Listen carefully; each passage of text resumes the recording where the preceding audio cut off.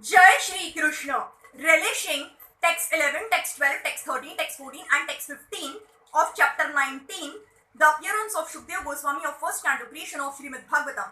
Text 11, Annecha Devarshi Brahmarshi Varaya Rajarshi Varya Arunadayashacha Nanarasheya Pravarana Sameta Nabhyara Cha Raja Shirisa Vande.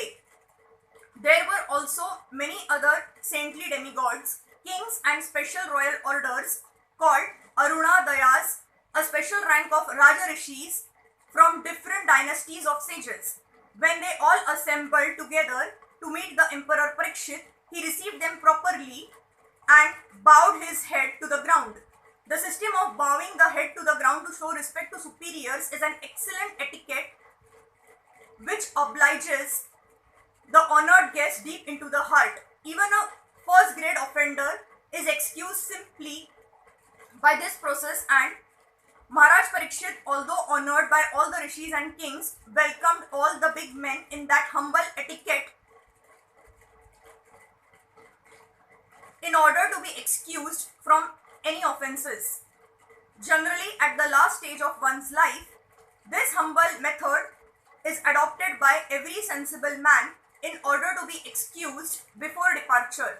In this way, Maharaj Parikshit implored everyone's goodwill for going back home, back to Godhead.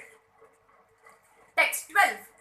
Sukhopa vishte shavatha teshu bhuyah krita pranamah swachi kirshitam yata vidnyapayamas vivikta cheta upasthito agre abhi gruhita paniho.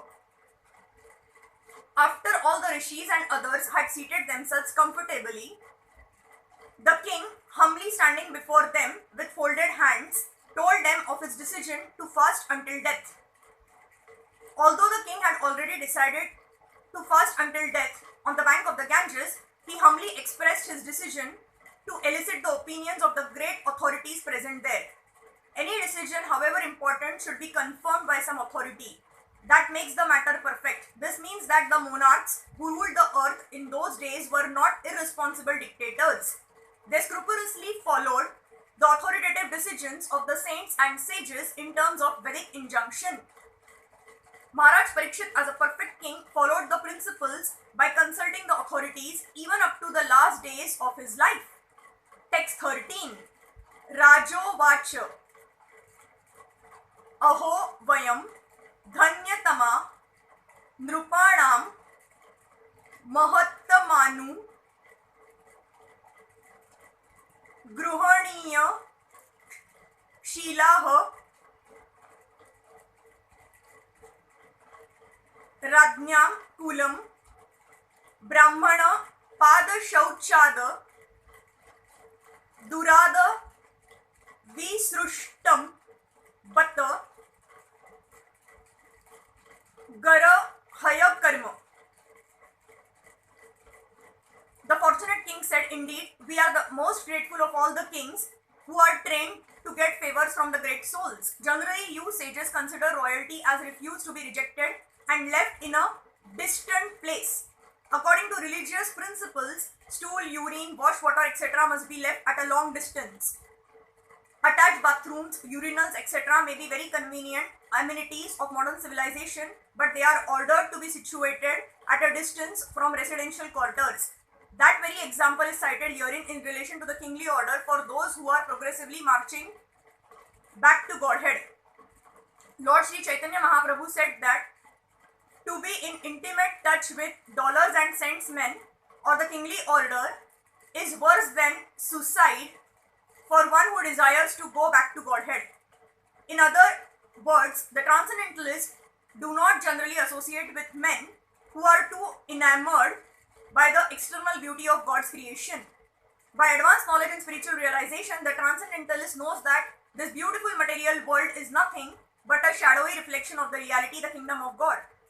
They are not therefore very much captivated by royal opulence or anything like that. But in the case of of Maharaj Parikshit, the situation was different. Apparently, the king was condemned to death by an inexperienced Brahman boy, but factually he was called by the Lord to return to him. Other transcendentalists, the great sages and mystics who assembled together because of Maharaj Parikshit's fasting unto death were quite anxious to see him, for he was going back to Godhead. Maharaj Parikshit also could understand that the great sages who assembled there were all kind to his forefathers, the Pandavas, because of their devotional service to the Lord. He therefore felt grateful to the sages for being present there at the last stage of his life, and he felt that it was all due to the greatness of his late forefathers or grandfathers. He felt proud, therefore, that he happened to be the descendant of such great devotees. Such pride for the devotees of the Lord is certainly not equal to the puffed up sense of vanity for material prosperity. The first is reality, whereas the other is false and vain. Text 14. Tasa yaiva meyaghasya paravaresho vyasa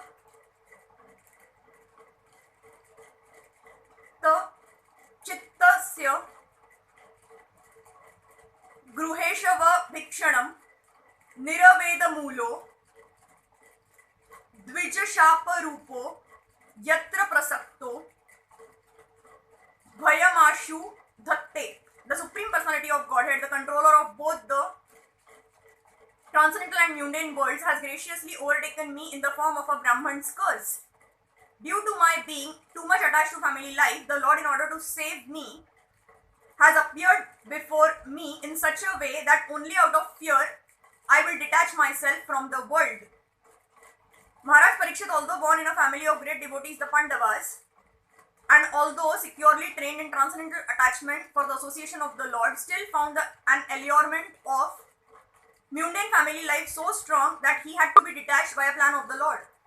Such direct action is taken by the Lord in the case of a special devotee. Maharaj Parikshit could understand this by the presence of the topmost transcendentalist in the universe.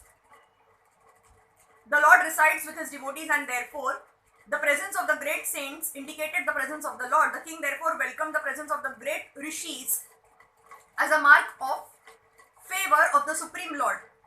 Text 15. Tama mopayatam pratiyantu vipra gangacha devi dhrita chitta mishe dvijopa srushtaha ku haka sta kshako va dashata valam gayata Vishnu Gathaha. O Brahmanas, just accept me as a completely surrendered soul, and let Mother Ganges, the representative of the Lord, also accept me in that way, for I have already taken the lotus feet of the Lord into my heart.